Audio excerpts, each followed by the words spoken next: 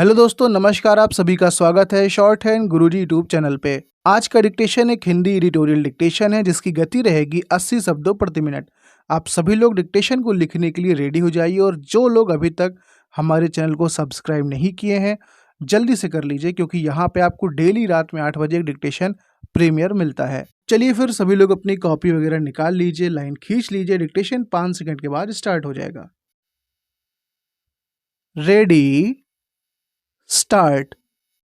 संसद के मानसून सत्र में अभी तक कोई विशेष कामकाज न हो पाने के बाद यह जो आशा जगी है कि इस सप्ताह दोनों सदन सही तरह से चलेंगे, उसकी पूर्ति होनी ही चाहिए।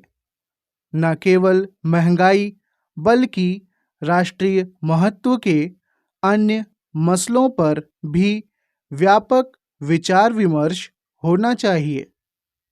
यह कुछ इस तरह होना चाहिए कि उससे समस्याओं के समाधान की कोई राह मिल सके।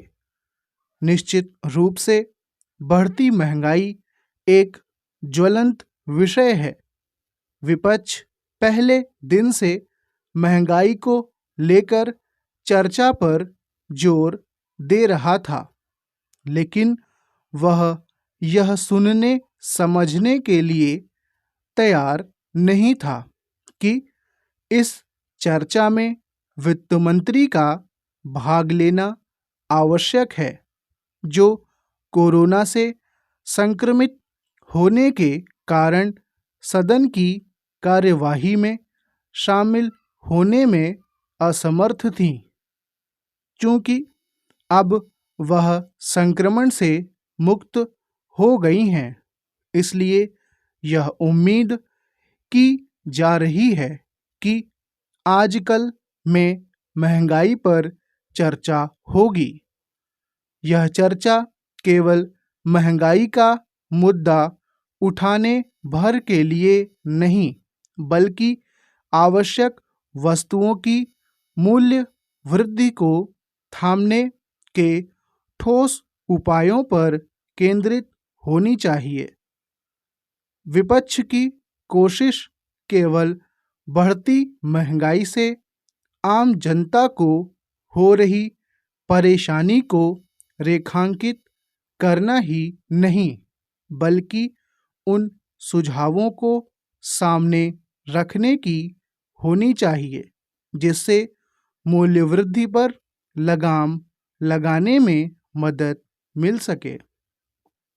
चर्चा में भाग लेते समय विपक्ष को यह भी याद रखना होगा कि महंगाई केवल भारत की नहीं, बल्कि पूरी दुनिया के लिए एक समस्या है और इसके पीछे अंतर्राष्ट्रीय घटनाक्रम भी एक कारण है।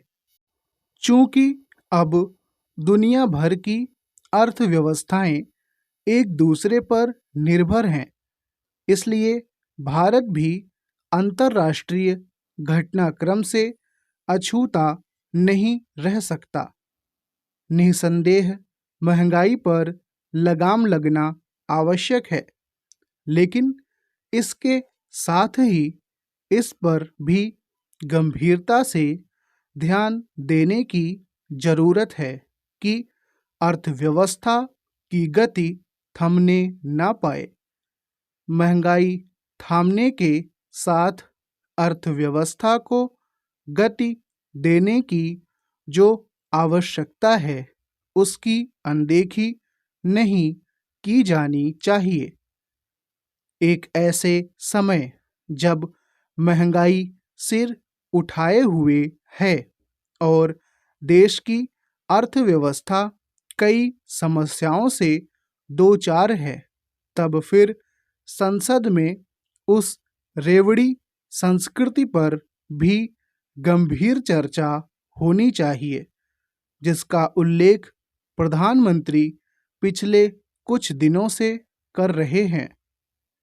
प्रधानमंत्री रेवड़ी संस्कृति पर लगातार चिंता व्यक्त कर रहे हैं, लेकिन कुछ राजनीतिक दल और राज्य सरकारें इस संस्कृति और जन कल्याण की योजनाओं के बीच के अंतर को समझने के लिए तैयार नहीं। उचित यह होगा कि संसद में पक्ष विपक्ष इस पर आम सहमति कायम करें कि जन कल्याण के नाम पर क्या किया जाना उचित है और क्या अनुचित। मुफ्तखोरी की संस्कृति जन कल्याणकारी योजनाओं का पर्याय नहीं हो सकती। यह संस्कृति न केवल आम जनता के लिए अहितकारी है, बल्कि राज्यों और साथ ही देश की अर्थव्यवस्था के लिए भी। स्टॉप।